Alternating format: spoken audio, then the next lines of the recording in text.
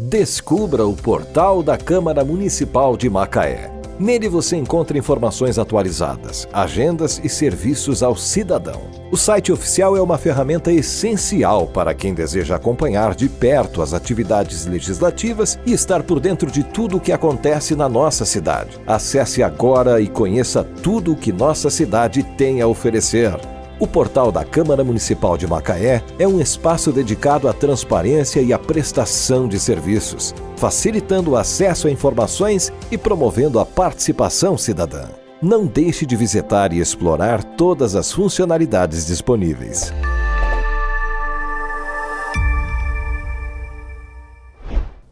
Olá, muito bom estar com você mais uma vez no nosso podcast Nossa Macaé. Você sabe, aqui no Nossa Macaé, a gente conversa sempre com pessoas que vêm trazer temas importantes, realizam um trabalho que é importante para a cidade, que é importante para a nossa coletividade, para a nossa comunidade, e discutir assuntos que estão aí no nosso dia a dia e que às vezes dizem respeito a pessoas que a gente nem imagina que possam estar passando por algumas questões, como é o caso dos, eu vou chamar de distúrbios psicocomportamentais. E depois a minha entrevistada pode me corrigir se eu tiver cometido aqui algum erro nessa expressão. Vamos falar de mercado offshore. Você certamente conhece alguém que trabalha no mercado offshore, que embarca, que trabalha em regime de embarcado. E quando o trabalho começa a influenciar no comportamento psicológico das pessoas, no seu dia a dia, na sua sociabilidade, o que fazer, como fazer e principalmente como identificar? Eu estou recebendo hoje, aqui no Nossa Macaé, a Roginelli Pires, que é engenheira e psicóloga. Ela foi da engenharia para psicologia, porque ela viu de perto esse trabalho e tudo que acontece com as pessoas que estão ali e tem muito, com certeza, a nos contar. Roginelli, queria te agradecer muito por você conversar com a gente aqui no Nossa Macaé. Olá, Silvio. Eu que agradeço a oportunidade de estar aqui com você para falar sobre um tema que é tão relevante e importante aí para a vida das pessoas que, na nossa cidade, a gente tem uma população considerável de trabalhadores nessa área. Então, sim, muita gente, né? Muita gente. E é aquilo, né? Muitos seres humanos suscetíveis, né? Aos efeitos da pressão, da cobrança por metas, os efeitos do confinamento também, do distanciamento, da saudade. Essa salada toda pode prejudicar bastante o emocional de um trabalhador, né? Sim, com certeza, porque é um ambiente, né? O confinamento, ele nos tira de uma situação de rotina familiar, de convívio social, né? E é um fenômeno que a gente observa assim, uma certa dicotomia, né? Como se as pessoas dissociassem.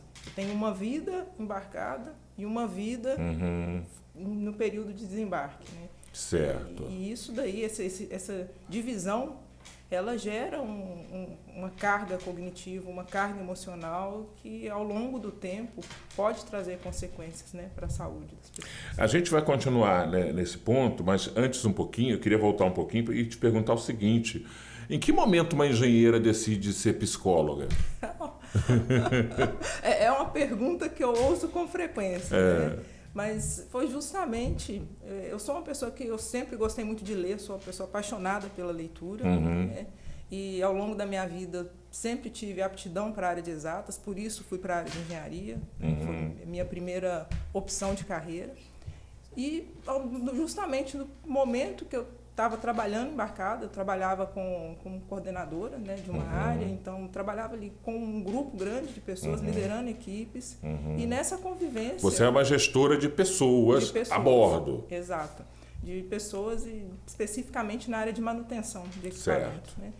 E nessa convivência eu fui percebendo, me surgiu, né, a seguinte demanda. Uma mulher coordenar na área de manutenção. Exatamente. É um time só de homens. É pesado, hein? É uma responsabilidade realmente... Mas desculpa, eu te cortei. Não, sem problema.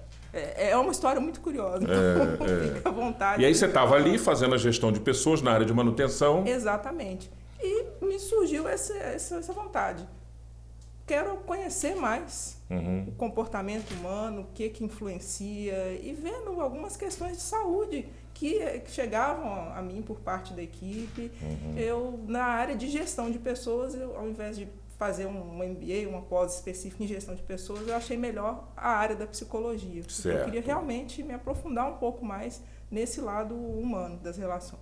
E aí como é que você fez? Você foi direto para uma nova graduação ou você primeiro fez aquelas especializações e um pouquinho pegando um pouco desse aspecto humano? Não, fui direto para outra graduação. Realmente... E veio num momento até econômico interessante, que foi por volta aqui de 2015, 2016. Quando estava ali no olho do furacão da crise, né? Eu me fiz o seguinte questionamento: e se tudo der errado nessa área, para onde eu vou? Se esse mercadão quebrar? Aí eu realmente quis vou desenvolver, literalmente foi isso que eu pensei. Falei, olha, a vida inteira eu desenvolvi muito um lado do cérebro, vamos para o outro lado. Então, eu realmente falei, vou buscar uma nova graduação, uma nova formação. E foi assim, foi uma aventura, uma descoberta, e eu me apaixonei pela área de psicologia. E esse teu insight, essa tua virada de chave, tem muito a ver com a convivência com o material humano que estava ali ao teu lado numa plataforma. O que você mais via das pessoas que te faziam questionar um pouco? Eu percebia muito a necessidade das pessoas de serem ouvidas. Então, era muito... Eu sempre fui muito... Um ponto, eu acho que o fato de ser essa mulher nesse ambiente tão masculino, né? Acho que já gera um ponto ali de perturbação daquele sistema, né? Daquele ecossistema. Então, eu não sei se por essa característica as pessoas me procuravam, né? Colegas de trabalho me procuravam para conversar fora do horário de expediente, e a gente ia conversar sobre diversos assuntos. E aí eu percebi essa necessidade, as pessoas precisavam ser ouvidas, né? E outras situações aí, já situações em que realmente a gente precisava dar um suporte, um apoio a alguém que estava passando por uma necessidade a bordo de uma intervenção. Então, já teve situações também. E a gente quando a gente convive, né, eu falo que trabalhar a bordo é uma segunda família, né? E aí a gente começa a perceber mesmo as inquietações, os problemas que as pessoas trazem às vezes de casa e como que isso as afeta no dia a dia. Então, certo. A pessoa, quando começa a trabalhar, eu imagino, quer dizer, não é diferente de nenhuma outra área. As pessoas começam a trabalhar com entusiasmo. Um novo trabalho, um trabalho promissor, um trabalho que pode oferece uma perspectiva de uma carreira, de uma progressão, enfim, seja de uma empresa contratada, seja de uma empresa pública, enfim, sempre tem uma possibilidade da pessoa progredir. Então aquilo gera um entusiasmo, uma expectativa.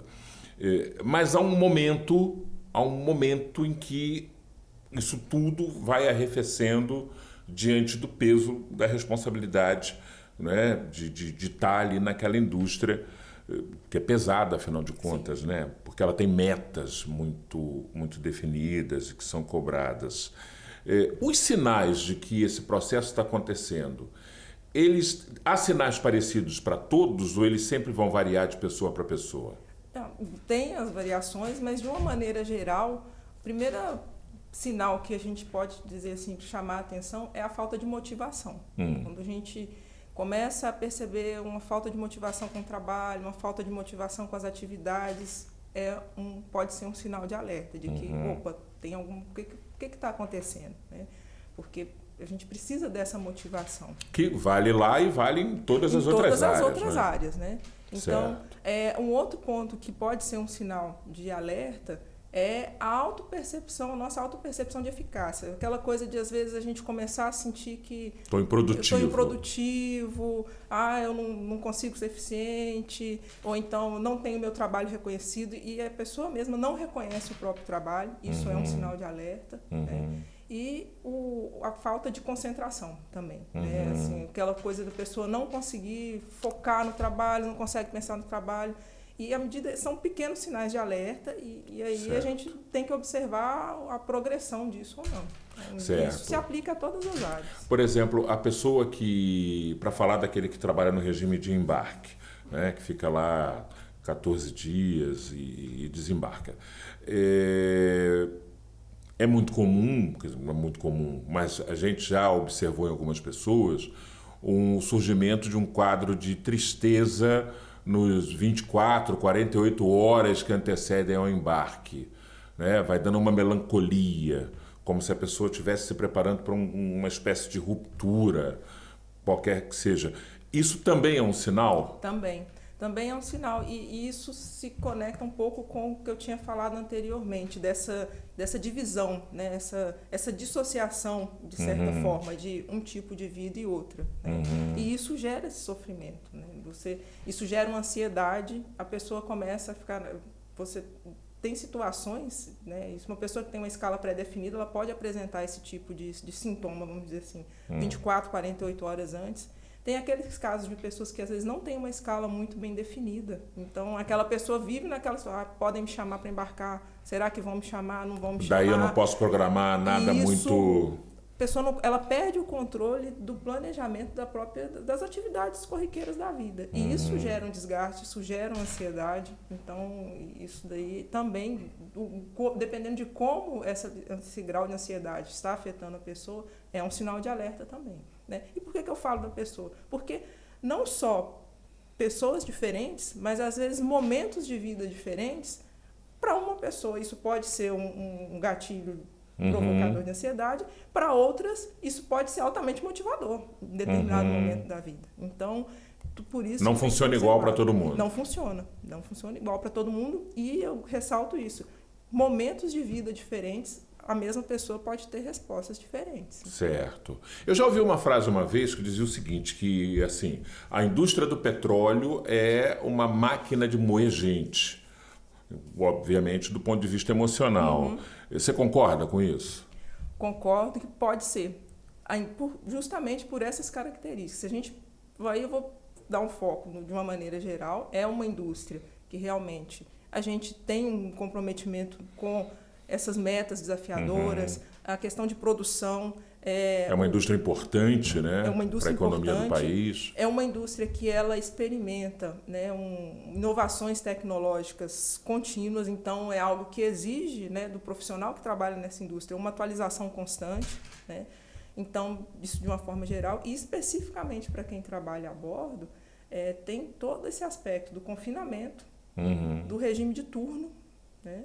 E a pressão, né, os riscos associados de fato à atividade, que a gente está num ambiente, né, uma plataforma é um ambiente que você tem ali uma série de riscos que você está gerenciando o tempo inteiro. Então, e tudo isso a gente diz que realmente potencializa esse efeito. Né? Eu ouvi uma vez uma pessoa que falou o seguinte, brincando, e a pessoa falou assim, você não sabe o que é ficar 15 dias em cima de uma bomba relógio, que você não sabe que hora que ela vai explodir e se vai explodir. Mas que é uma bomba relógio. É uma preocupação, né?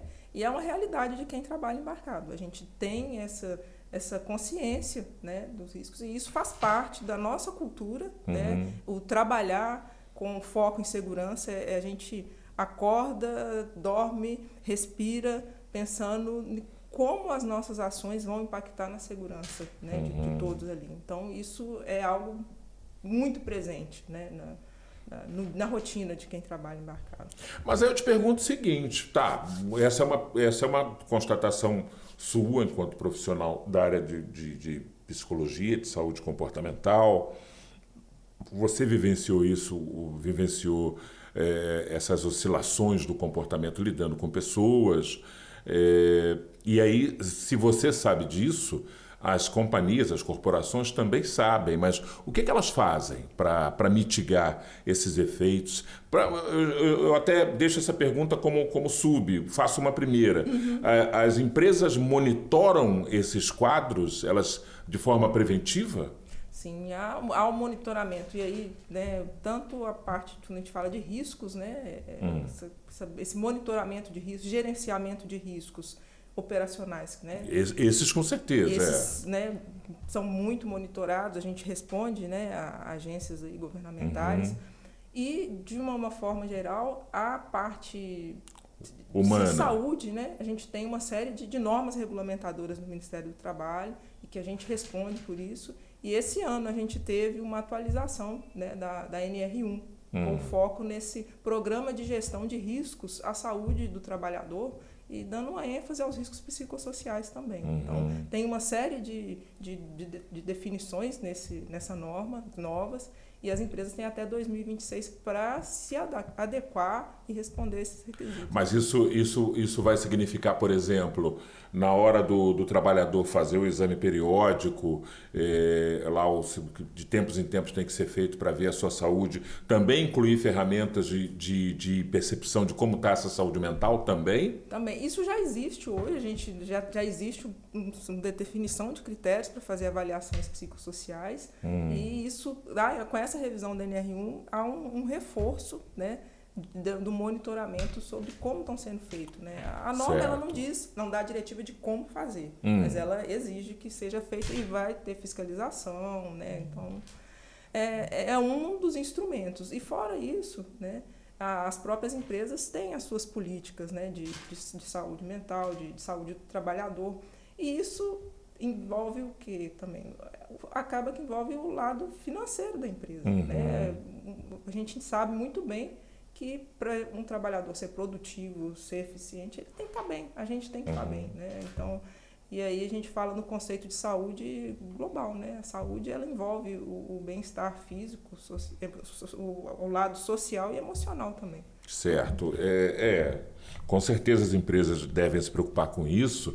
Eu fico só um pouco receoso, porque no mercado hoje em que você tem a mão de obra numa certa disponibilidade, eu tenho muito medo, e aí essa fala é minha, eu tenho muito medo de que as empresas vejam as pessoas só como peças que podem ser repostas e daí não ter um esmero com a manutenção dessas peças, que é fazer um monitoramento e um trabalho preventivo em relação à saúde mental daquela pessoa, né?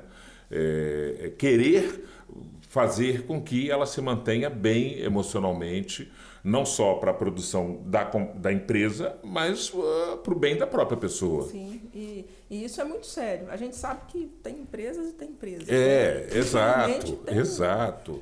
Tem empresa que trata o trabalhador como uma engrenagem, que você troca lá e bota outra no lugar, né? Infelizmente, é uma realidade desse contexto social que a gente vive, né? Mas o que a gente tem observado existe, né? É tudo muito lento, a verdade é essa.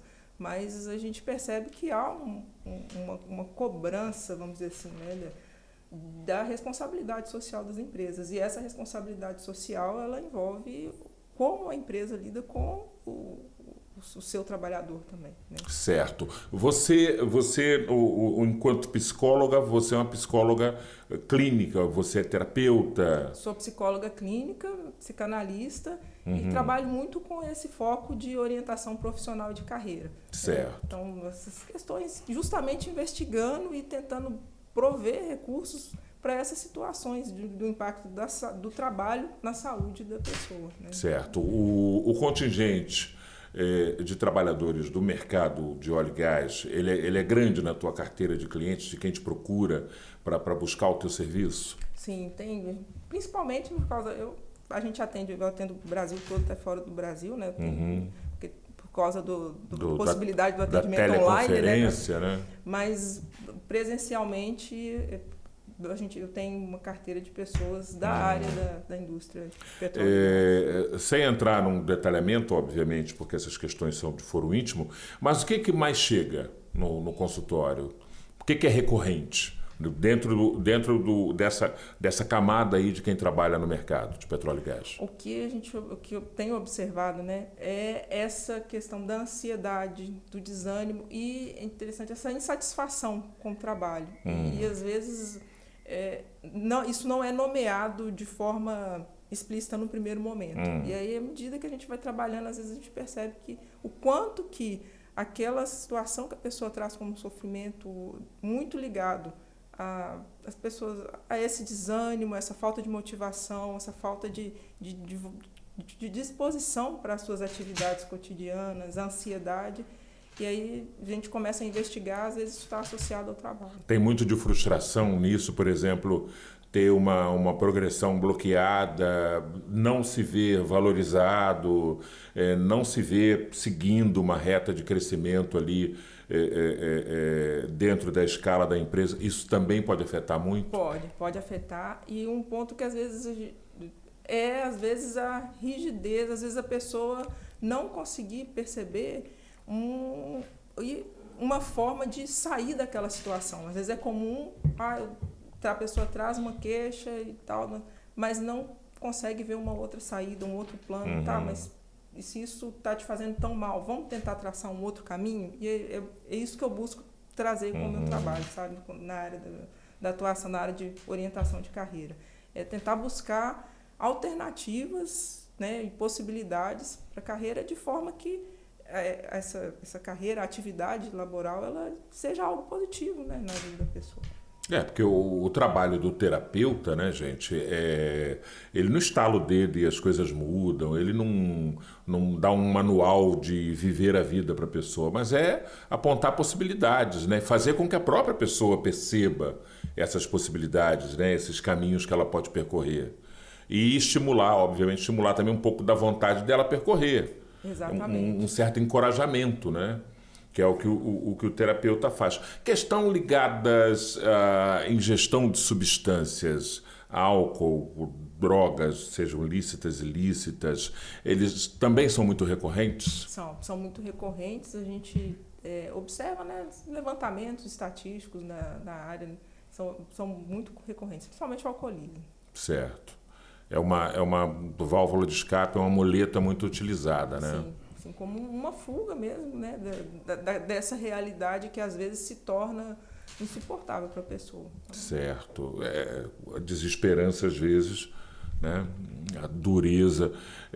Uma coisa que deve ser muito pesada são essas questões ligadas a festas de fim de ano, Natal, embora muita gente não cultive a tradição, assim, mas, por exemplo, você imagina o nascimento de um filho, né? A perda de um ente querido. A perda de um ente querido, e você... mas pode desembarcar, depende do grau de ligação com esse ente querido, o grau de vínculo familiar. Condições meteorológicas. E aí, é um pai, não, ele pode desembarcar, mas não tem voo, mas não sei o quê, tem uma tempestade... É uma loucura, né? É uma doideira. Não, isso são situações que... As situações que a gente consegue previamente programar, você deu o exemplo aí de festas familiares, né? Realmente é algo que cada pessoa vivencia isso de uma forma, para uns é mais importante, para outros menos. Uma coisa que eu acho que é interessante, às vezes, esses eventos que são programados, planejados, às vezes a pessoa tentar... fazer uma substituição é algo interessante. Vou dar um exemplo da minha vida até, que me ajudou muito. Então, às vezes eu sabia que eu ia embarcar no Natal, que eu não ia passar o Natal com a minha família. Eu celebrava o Natal uma semana antes. Literalmente, fazia ceia, fazia tudo. Para não ter aquela sensação, aquele vazio, né? Então, isso quando são eventos planejados, né? Sim. E realmente, essa situação das emergências, do evento não planejado, às vezes, né, uma situação de doença grave na família, são situações que tiram a pessoa do ponto de equilíbrio. Você tem que se ausentar. E a gente precisa, né, quem trabalha ali a bordo, principalmente as lideranças que trabalham a bordo, precisam ter essa sensibilidade, esse olhar para poder lidar com essas questões no dia a dia, né? E entender que é isso, até o ponto que você colocou, né? Nós não somos engrenagens, né? Então somos pessoas e é uma situação muito, muito particular essa desse confinamento. Muitos casos a gente percebe que há meios, não, vamos programar o desembarque, mas aí vem realmente situações que a gente não tem controle, né? Uma aeronave que tem uma condição meteorológica adversa, não tem como, ela não vai chegar lá. Então, é um ponto de estresse muito grande, né? E aí, vamos dizer assim, vou trabalhar nesse regime, nessa condição, eu tenho que ter essa ciência, essa consciência dessa possibilidade, né? Eu fico pensando, sabe o que, Reginele? Aquelas pessoas, por exemplo, que falam assim, Não, pintou um trabalho aí, pô, vai ser legal, eu vi aqui com um adicional disso, adicional daquilo, vai dar para ganhar um X que é bom, então eu vou fazer o seguinte, eu vou trabalhar 2 anos, 3 anos, e vou fazer um planejamento, vou juntar um dinheiro e depois eu saio. E as pessoas não saem. Esse exemplo é muito comum, das pessoas que fazem um planejamento de ficar um tempo e acabam sendo tragadas pelo trabalho e não conseguem sair. Seja porque quando elas recalculam a vida fora dali, elas veem o patamar salarial achatar e já estruturaram uma vida num determinado patamar e tem muita dificuldade de desapegar do padrão de vida que conquistou, dos bens de consumo que ela tem acesso com aquele salário, e aí viram escravas também de uma engrenagem extremamente perversa, né? Que tocada pelo dinheiro. Exatamente. E isso é um risco, e a gente percebe, isso é muito frequente, infelizmente, e aí é um potencializador para realmente desestabilizar completamente a saúde da pessoa. Porque a pessoa se vê presa, né? E ela é uma prisão que, de certa forma, ela mesma... E quando eu digo ela, não é a pessoa sozinha, né? É a pessoa e o contexto, né? que ela está ali naquele momento, né? E aí entra um fator importante, que é o do planejamento, né? Então, esse planejamento é você planejar, você trabalhar, né, num regime de embarque e ter um planejamento, um plano B, para que você não se torne escravo deste regime. Isso é muito importante e faz toda a diferença. Porque, né, tem toda essa... A gente falou aqui de situações que são críticas, ou vamos chamar de críticas, né, nesse regime de embarque, mas tem os seus pontos positivos, do ponto de vista profissional, né? Sim, claro. Não só ligado ao financeiro. Poxa, é uma oportunidade de aprendizado muito grande. A gente, assim, eu digo como engenheira, né? Para mim foi uma oportunidade ímpar, né? Ter essa oportunidade de trabalhar embarcada, as experiências, o aprimoramento, né, técnico, isso é muito legal. Só que é como a gente estava falando, foi bem planejado, né? E aí você poder, de fato, no momento que você percebe que, opa, agora já está bom, não dá... Agora eu posso tirar o pé um pouquinho. Posso tirar o pé e partir para outra. Né? Isso é muito importante, né? Porque você ficar numa situação que ela é, por si só, um gatilho de estresse, de ansiedade, e você, de fato, se vê que você não pode sair dali, é realmente muito complicado. Agora, tem também um negócio, né? A coisa do gatilho, que é real, existe, mas tem muita gente que não vê o que está acontecendo com ela.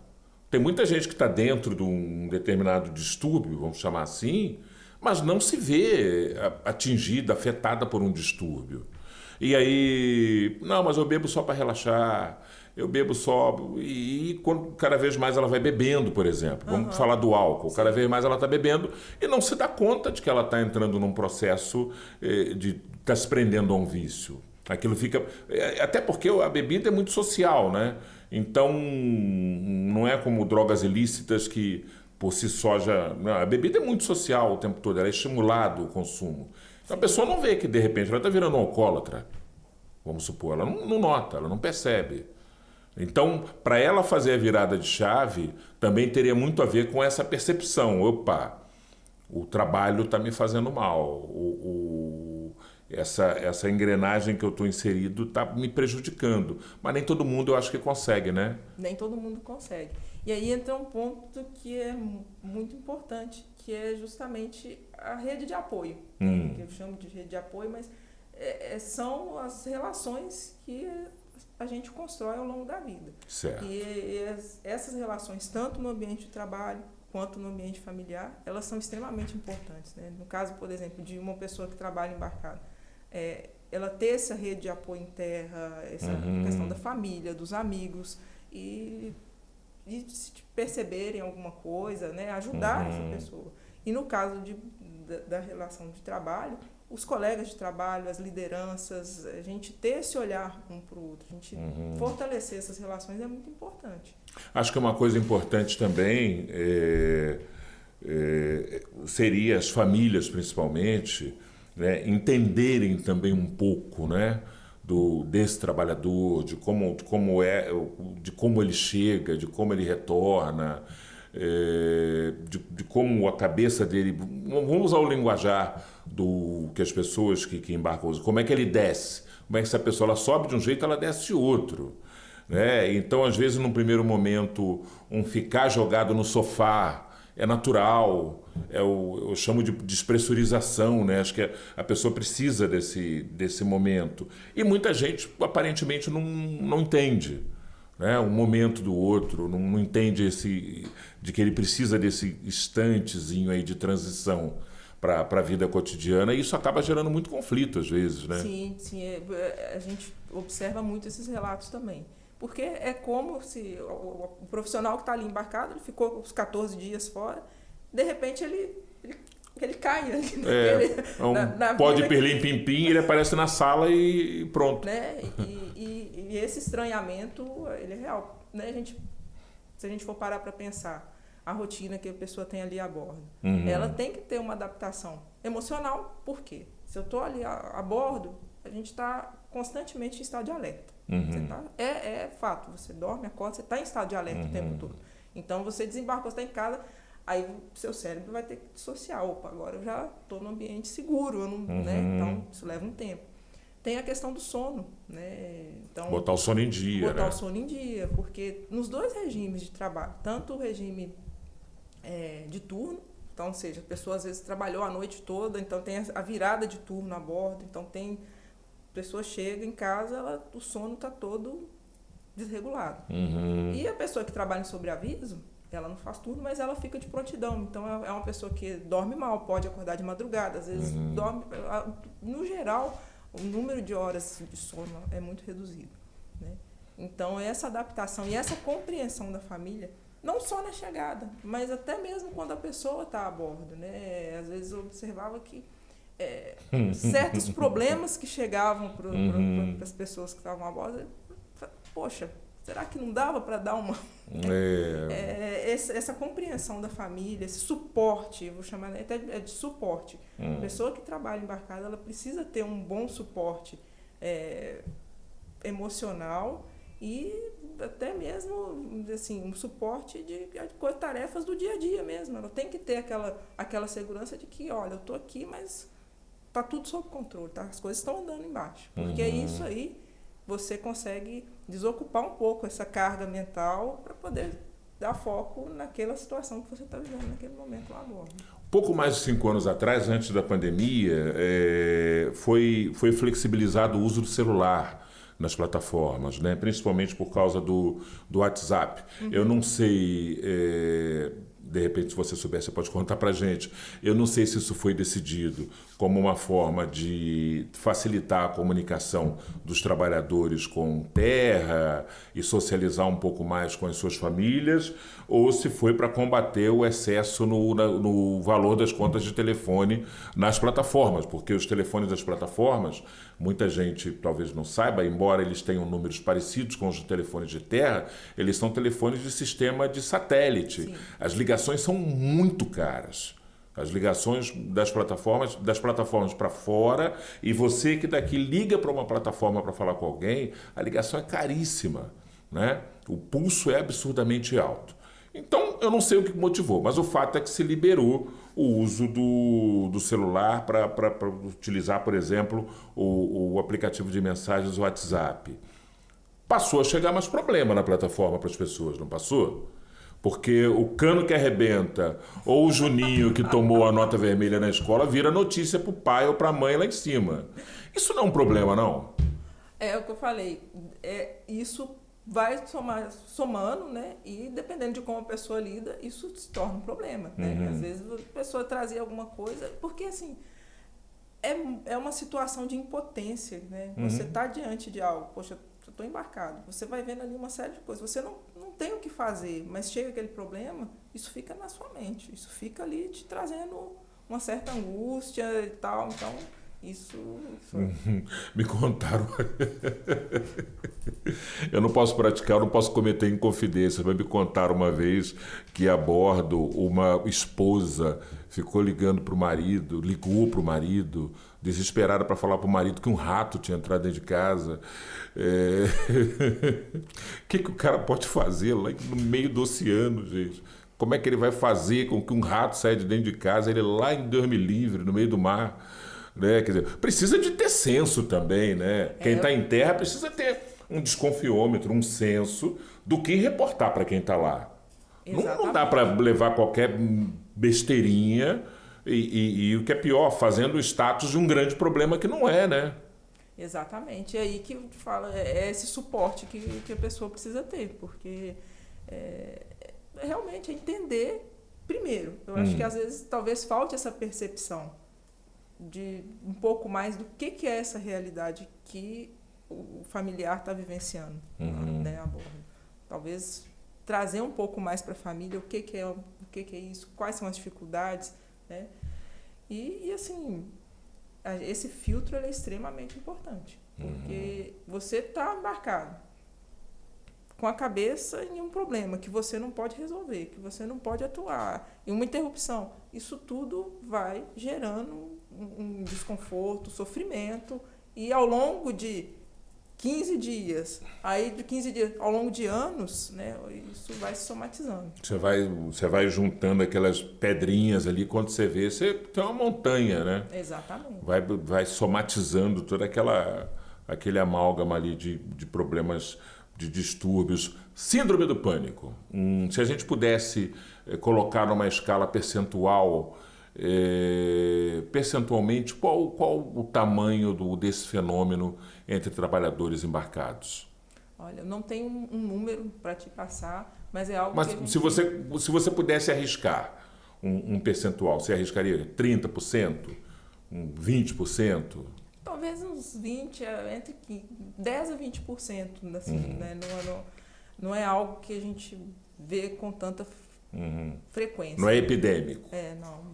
A síndrome do pânico, não. Mas crises de ansiedade, sim. A gente vê com bem mais. E a crise de ansiedade, ela necessariamente não indica a ocorrência de síndrome do pânico. Não necessariamente. Ela pode ocorrer de maneira isolada. Sim, não necessariamente. E aí a gente acaba observando um pouco mais do que a síndrome do pânico. Que a ansiedade pode ter a ver com a dificuldade, por exemplo, de dormir, de descansar, ou a pessoa está comendo demais, ou a pessoa está falando demais, ou não tem um foco e concentração. Isso tudo pode estar ligado à ansiedade, tudo isso, né? E são graus diferentes, né? Porque quando a gente fala ansiedade é um fenômeno natural. Sim, e todo mundo tem. Positivo, né? Todo mundo tem. Ela, da nossa evolução, ela, né, que nos ajuda aí ao longo da nossa pré-história, nos ajudou a fugir dos predadores, nos alerta, nos dá condições físicas para reagir diante de uma situação de perigo. Então, em um determinado grau, ela é, né, saudável. Tem a ver com as expectativas, né? Sim. Você vai prestes a fazer algo importante, para acontecer algo importante que você vai fazer, você fica ansioso. Sim. Isso é natural. Agora, o problema é quando esses sintomas eles começam a aumentar e te impedir de agir. Quando os sintomas te paralisam, te impedem, aí começam a te afetar, né, as suas funções de saúde mesmo, fisiológicas, por exemplo, a questão do sono, você não consegue... Aí não o alerta. Direito. Aí a gente tem que buscar entender o porquê, o que está por trás, o que está motivando, o que está causando esse sintoma, por que, né? E aí a gente trabalha investigando isso daí para atuar na causa. A gente está falando do trabalho embarcado, né? do trabalhador embarcado, o chamado trabalhador offshore, mas claro que o que a gente está falando também pode se estender aos trabalhadores das companhias que trabalham nas bases, que nos canteiros, enfim. Tem como a gente ver assim... Lá nos Estados Unidos, as agências de publicidade foram as pioneiras em fazer isso, e o resto do mundo depois copiou, mas essa coisa começou nos Estados Unidos, que foi transformar os ambientes de trabalho em espaços também com um pouco de leveza. questão de rede para deitar depois do almoço, videogame, coisas ali para um entretenimento. A publicidade teve essa facilidade que foi o abolir a roupa formal, a pessoa pode trabalhar de bermuda, de camiseta, enfim, isso trouxe uma certa leveza. Claro que isso é quase impossível se tratando de uma indústria que você tem que ter EPI, você tem que ter mecanismos de proteção, roupas que te protejam e tal. Mas tem como levar para o ambiente de trabalho ferramentas, equipamentos e procedimentos que possam ajudar a saúde psicológica, por exemplo, meditação, tai chi chuan, yoga... não sei, coisas que possam no contraturno, no momento ali que não tem o trabalho, a pessoa poder fazer algo que desconecte ela um pouco dali. Isso é possível? Sim, vamos pensando, né, no trabalho administrativo, no regime, né?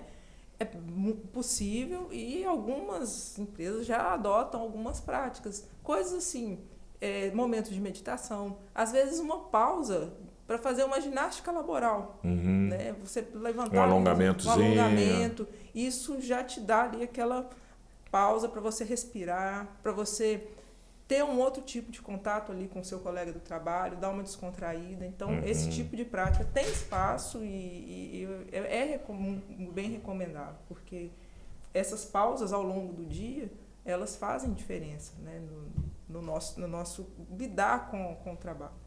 E pensando no ambiente, né, a bordo, há práticas que podem ser levadas para, como a gente falou, no contraturno, né? E aí depende, tem plataformas que já têm, propiciar ambientes e momentos de lazer para o trabalhador que está ali confinado. Né? Mas isso ainda não é uma imposição, isso não. É uma concessão, vamos dizer assim. Não tem uma cobrança regulamentar disso, certo. Né? Mas, de certa forma, a gente observa, né? Ter esses espaços de lazer, ter uma quadra, uma academia, um espaço para poder jogar um videogame, um momento de cinema. Então, assim, palestras, então às vezes tem, né, palestras com foco em saúde, em bem-estar. Então, existe, com criatividade, é possível implementar práticas também no ambiente offshore para promover a saúde e qualidade de vida do trabalhador. Seria proveitoso para o trabalhador se essas questões embarcar no ambiente das plataformas, navio sonda, enfim, se isso virasse uma norma, por exemplo, com uma imposição de que as companhias, empresas adotassem a instalação dessas ferramentas nas plataformas, seria positivo para o trabalhador? Eu acredito, infelizmente, tem coisas que aparentemente são tão óbvias, poderiam ser feitas, mas quando tem o peso de uma regulamentação... Aí a turma vai lá e faz. Que poderia ter feito antes sem a imposição, exatamente. Né? Exatamente. Então, certamente, seria algo interessante. Talvez, né, a gente... Né, pode até, é uma especulação, com essa cobrança maior por conta dessa reformulação da NR1, as empresas vão ter que apresentar um plano. Talvez surjam como ações desse plano de promoção da saúde, das condições de saúde do empregado, ações desse tipo. Né? Então, legal. Bom, a gente está nesse papo aqui, 40 e poucos minutos de papo, e as pessoas podem estar perguntando, poxa, mas como é que eu faço contato com a doutora Roginelli? Como é que eu sou um trabalhador? Poxa, eu me vi aí em alguns momentos desse papo de vocês.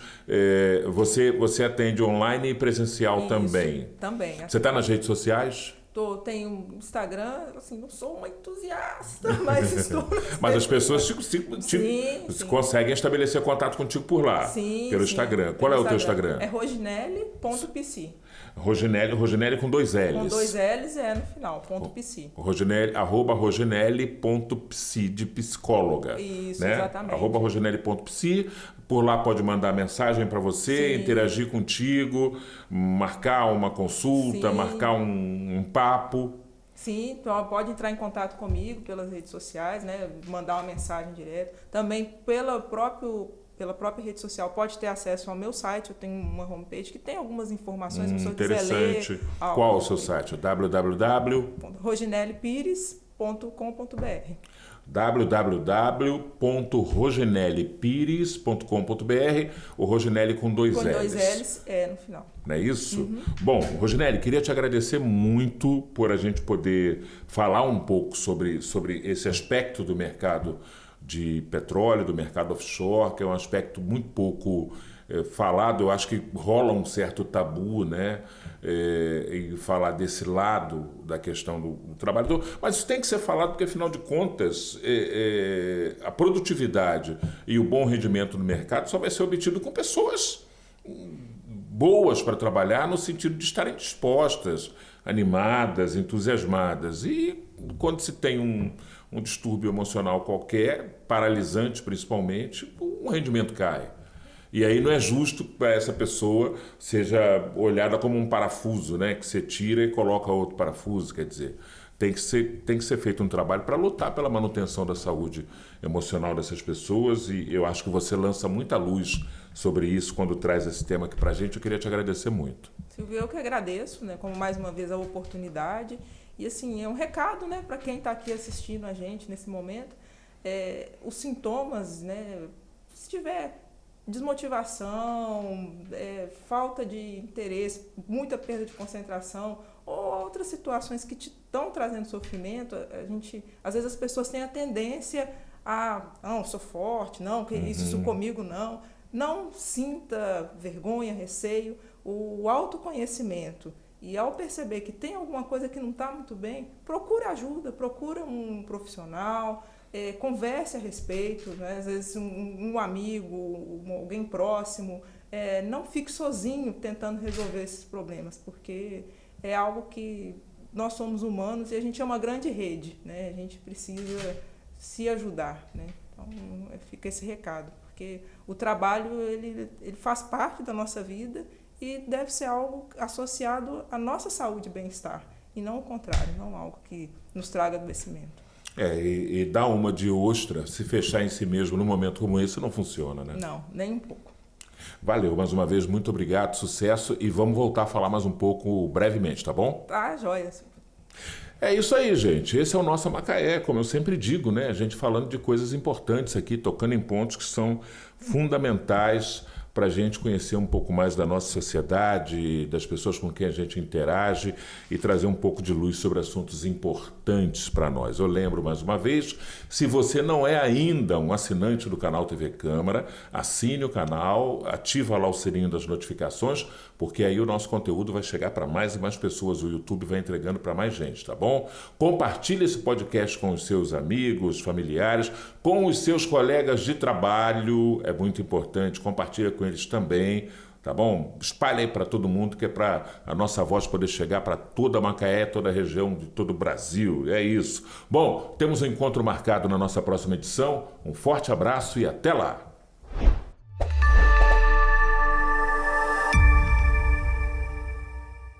Descubra o portal da Câmara Municipal de Macaé. Nele você encontra informações atualizadas, agendas e serviços ao cidadão. O site oficial é uma ferramenta essencial para quem deseja acompanhar de perto as atividades legislativas e estar por dentro de tudo o que acontece na nossa cidade. Acesse agora e conheça tudo o que nossa cidade tem a oferecer. O portal da Câmara Municipal de Macaé é um espaço dedicado à transparência e à prestação de serviços, facilitando o acesso a informações e promovendo a participação cidadã. Não deixe de visitar e explorar todas as funcionalidades disponíveis.